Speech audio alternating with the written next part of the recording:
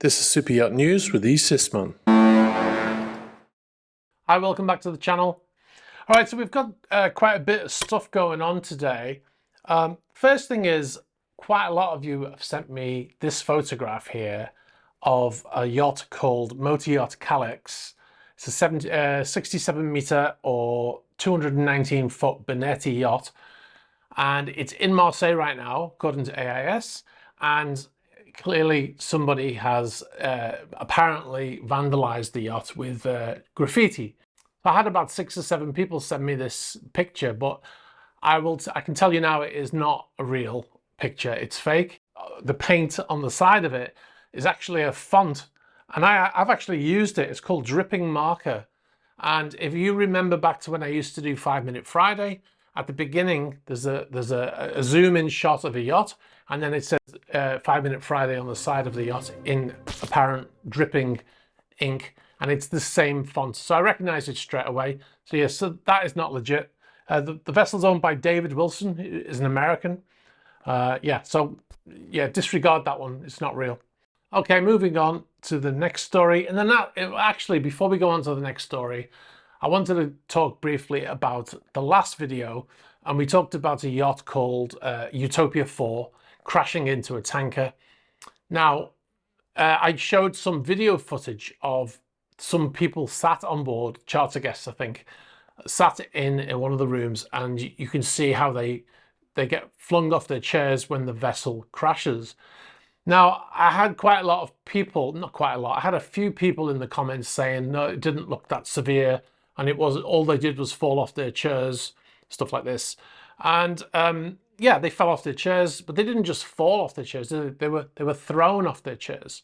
There's a difference between falling off a chair and being pushed off a chair, for instance. So that vessel was traveling at 19 knots allegedly, which is 22 miles an hour or 35 kilometers an hour, and it hit another vessel. So effectively, it came to a dead stop immediately because it hit that other vessel, right? It's a bit like if you drive your car at 35 kilometers an hour into a wall, that's what will happen. That's the kind of force you're dealing with here.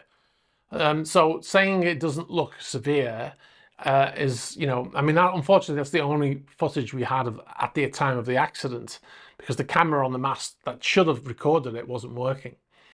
Also, remember, we don't know what the crew were doing, right? You can't assume that the crew were all sat down. Some of them would have been walking around, going upstairs, maybe carrying a tray of drinks, operating machinery, sleeping in bunk beds. All of those people could have sustained serious injuries, and some did. If you think about it, one guy was telling me that it wasn't severe at all, and compared it to a mountain bike somehow, saying that if you go out on a mountain bike, you'll know what it's like. I don't know. I don't understand the comparison there.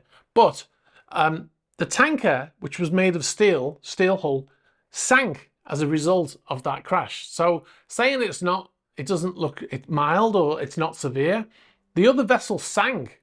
So I think it was more than mild. But anyway, we'll move on, because you can't convince everybody.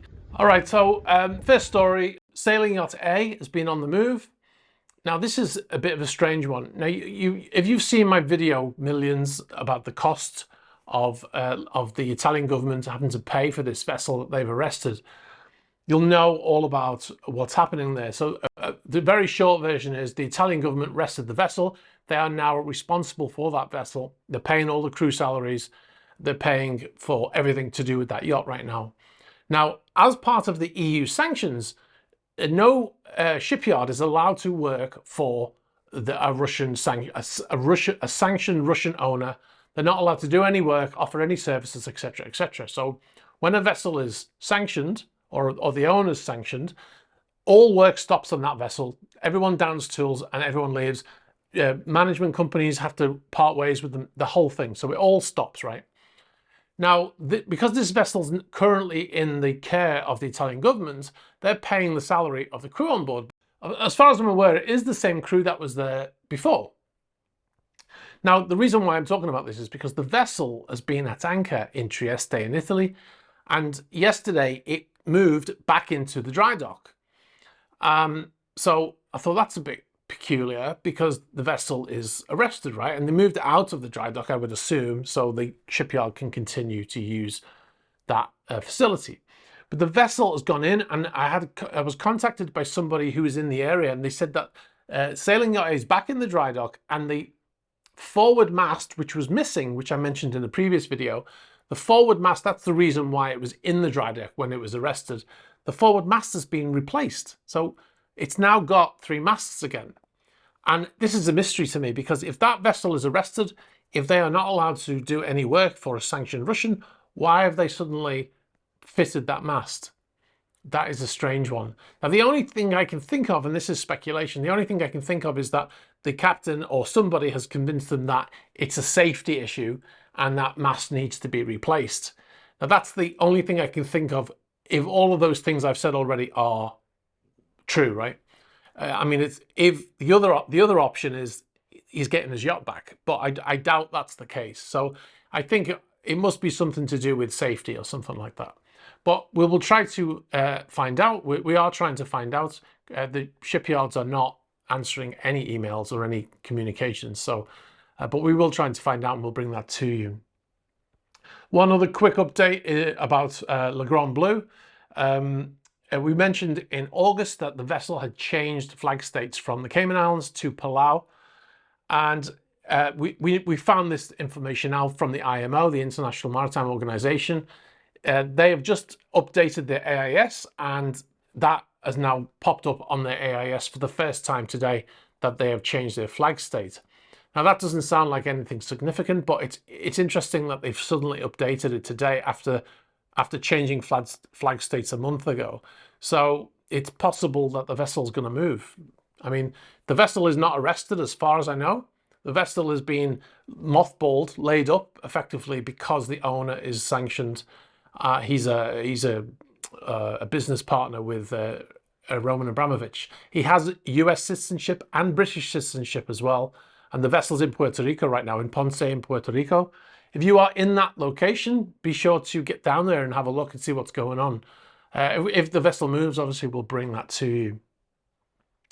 Okay, so we've got one more story to go. This is kind of the main story, I suppose.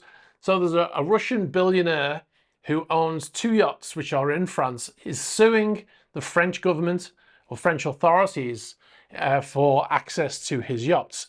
Now, what he's saying is that the argument is that the customs officials did not have the right to immobilize them, despite him being on the EU sanctions. This is from Reuters, by the way, this story.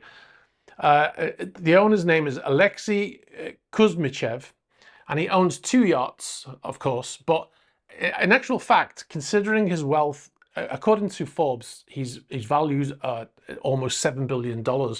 But he's got 2 yachts, but they're both very small.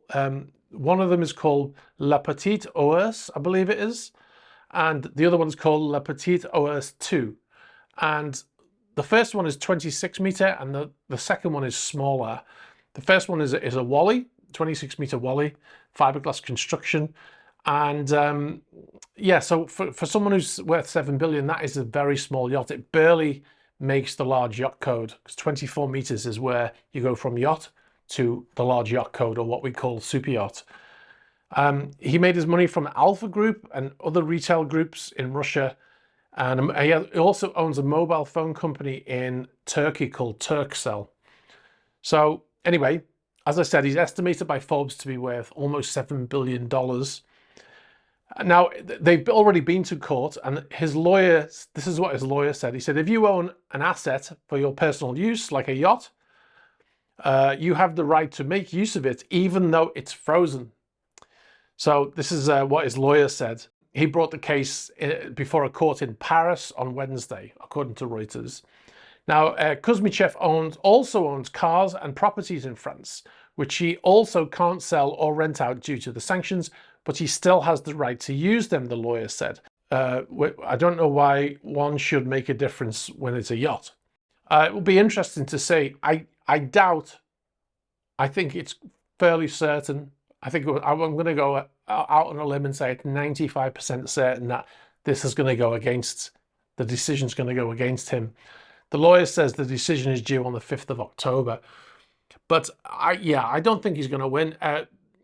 Alicia Usmanov did this recently in Germany. A couple of months ago, we reported on this, and he didn't win that case either. So I don't think this is going to go anywhere. Sounds like he just wants to use his yachts. His yachts are one's in Antibes. The first one, the 26-meter Wally, is in Antibes. I think it's in dry dock in Antibes.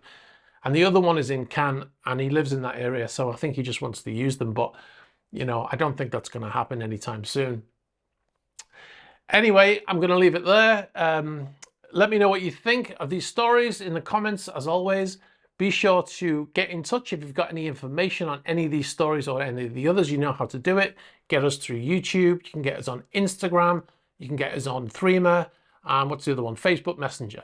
Also, tomorrow, Friday, it is Thursday today, right? Yeah. Tomorrow, Friday, I've got a new video coming out, a feature, as I'm calling them now. It's not a news video, it's a feature video. So be sure to check that out. So that video is coming out early evening in Europe time tomorrow. All right, guys, thanks very much for watching. And don't forget to like this video. Don't forget to subscribe and hit the bell for future notifications. Also, be sure to subscribe if you haven't already, as I just said, because did you know that over 80% of my views are coming from people who are not subscribed? So hit that subscribe button, guys. It is free. And if you're not happy, I will give you your non-money back. All right, guys. Thanks for watching. Bye-bye.